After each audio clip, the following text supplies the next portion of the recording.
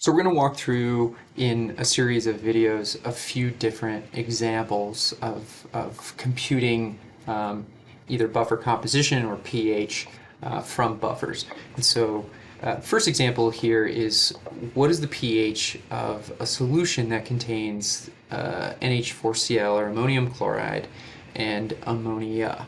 And so we can remember that ammonia is a base, and so we can think about this from the base perspective. So ammonium plus water makes ammonium ion, which is the ammonium chloride here, plus hydroxide, and that has a Kb of 1.8 times 10 to the minus 5. So remember, a buffer is just anything where you have a weak acid and a conjugate base, so that counts in this system. I'm giving you one from the base perspective just to give you a sense of how to do this solution. And remember the Henderson-Hasselbalch equation, which is really the simple thing to use here, is pH is equal to pKa plus log, the ratio of base to acid.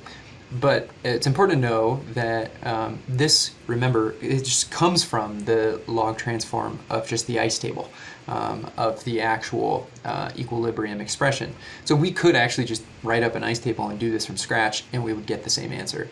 The Henderson-Hasselbalch equation just sort of shortcuts that and allows us to use it directly.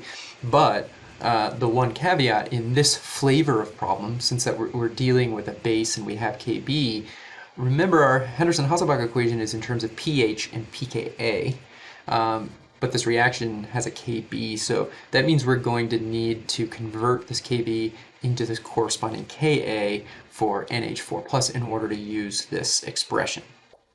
And that goes for anytime you have a base. So anytime you have a base and that's the thing that's creating the buffer and you have it in terms of a Kb, if you want to use the Henderson-Hasselbalch equation, you need to get the system in terms of Ka so that you can use this. But we know the relationship between Ka and Kb using Kw, which is just Ka times Kb is equal to Kw. We know this is 10 to the minus 14.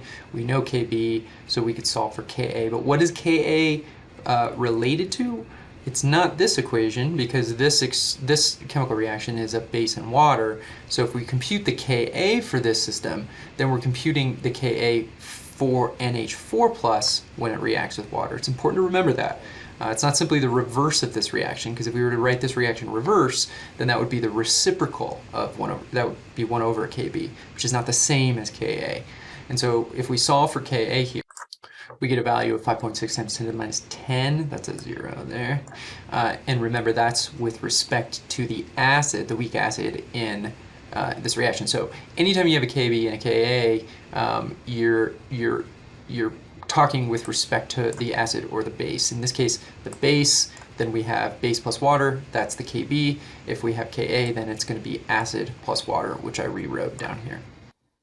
Okay, so in order to use the Henderson-Hasselbalch then, we need this Ka to be in terms of pKa, which just means we need to take the negative log of the Ka that we just computed. That gives us 9.25, so that's going to be our value we can plug in here in the Henderson-Hasselbalch. We're solving for pH, and now we just need the ratio of the base and acid, which we are conveniently given in our original problem. So if I rewrite the Henderson-Hasselbalch expression in terms of the things that we know, I'm plugging in 9.25 for pKa here, plus log of the base over the acid form, so that's ammonia over ammonium, which we're given here in our expression, so that's 0.15 over 0.45. If we solve this, we get a value for pH that's equal to 8.77. Okay, so to convince ourselves that the Henderson-Hasselbalch is nothing special, it's not a magical expression here, let's do the same problem, but let's do it with the conventional ice table that we would have done before. So I'm going to erase this stuff, but keep in mind 8.77, that's the number we computed for pH using the Henderson-Hasselbalch. Okay, so the ice table should get us the same result, because remember the Henderson-Hasselbalch equation is just this expression, but negative log transformed. So I'll use the same exact equation because we have this weak base. I could also write this out actually in terms of NH4 and make that react with water, but then I would need to convert the Ka right away. So I'm write this out. I have my ice table. I have 0.15 of the NH3 to start with, and I have 0.45 of the NH4 to start with, and I have nominally 0. I put 10 to the minus 7 because we know in pure water that's how much we have there. But we can make an assumption that the direction that this system is going to shift has got to be from left to right because we essentially have 0 here to start with. And that would make our K 0 or undefined. So that means that some amount X of NH3 is going to react, and the same amount X is going to be produced on both sides here. So here's our equilibrium condition. All of this is old hat. We've done this a million times. We can pop this into the expression for Kb, which we already knew Kb was 1.8 times 10 to the minus 5, which gives us these two terms multiplied by each other, so X times 0.45 plus X over the concentration of ammonia. We make our first approximation, just like always, that X is really small relative to the number it's being subtracted from. So we'll say that's negligible or 0, and we get an expression in this form, which becomes really easy to evaluate. That gives us something like 6 times 10 to the minus 6 for X. Do a quick check of the approximation. That's going to be this value divided by 0.15, and I can tell you right now that's going to be about 10 to the minus 5. So that approximation stands because X is really tiny here. So what does this mean? Well, be careful because right now we're in the base form of this expression. So X here is actually hydroxide ion concentration, not pH. We're trying to compute pH.